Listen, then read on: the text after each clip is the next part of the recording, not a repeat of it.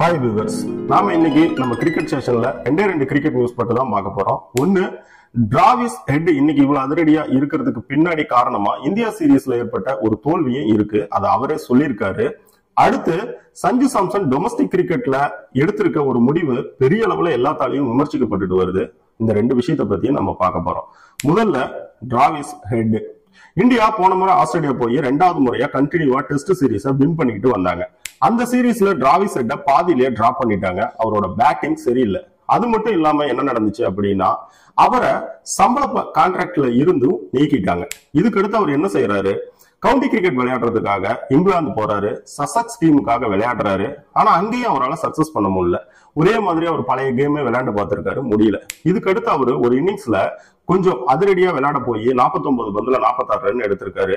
அது அவருக்கு நல்லா ஒரு மாதிரி பலம் கொடுத்திருக்கு. சோ அங்க இருந்து அவரு அதிரடியா விளையாடுறது நல்லா இருக்கேன்னு அந்த முடிவுக்கு வந்திருக்காரு.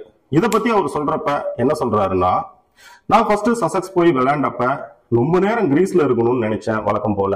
அடுத்து என்னோட பேட்டிங் டெக்னிக் பத்தி நான் ரொம்ப கவலைப்பட்டேன். ஆனா எனக்கு அது எதுவுமே செட் ஆகல. நான் மறுபடியும் ஃபெயிலியர் ஆகிட்டே தான் இருந்தேன்.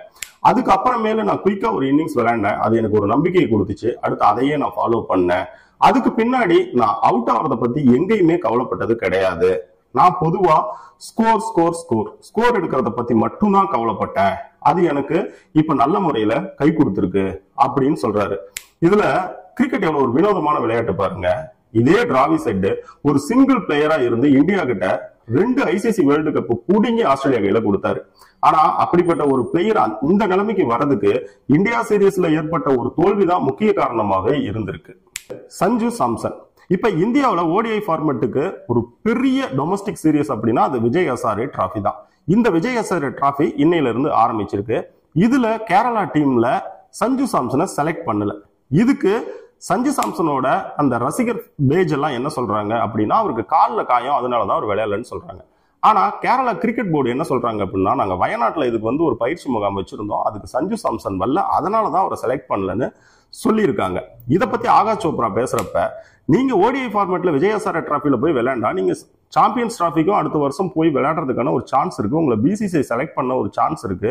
ஆனா நீங்க இதையே அவாய்ட் பண்ணா எப்படி? இன்னும் ரிஷப் பண்ட் தான் முக்கிய கீப்பர் அப்படின்னு எந்த உறுதியும் கிடையாது. அப்படி இருக்கப்போ உங்களுக்கும் அங்க ஒரு சான்ஸ் இருக்கு. இந்த விஷயத்துல சஞ்சு சாம்சன் நீங்க பெரிய தப்பு பண்ணிட்டீங்க அப்படிங்கிறதா சொல்லியிருக்காரு. இப்போதைக்கு சஞ்சு சாம்சனுக்கு காலில் அடிபட்டுதா அப்படின்னு நம்ம பார்த்தா அது சம்பந்தமா எந்த உறுதியான விஷயமும் வெளியில.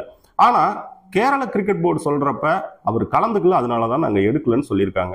சஞ்சு சாம்சன் இது சம்பந்தமா அவங்க கிட்ட இன்னும் எதுவுமே நியூஸ் சொல்லல அப்படிங்கிற மாதிரி தெரியுது. இப்ப நெட்டிசன்ஸ் இதை கையில எடுத்து இப்படி இருந்தா உங்களுக்கு எப்படி வாய்ப்பு கிடைக்கும் அப்படிங்கிற மாதிரி விமர்சிச்சுட்டு வராங்க. இன்னும் நம்ம அடுத்தடுத்த கிரிக்கெட் நியூஸ்ல சேர்ந்துருக்கலாம். இப்போதைக்கு இந்த வீடியோவை பார்த்தவங்களுக்கு ரொம்ப தேங்க்யூ.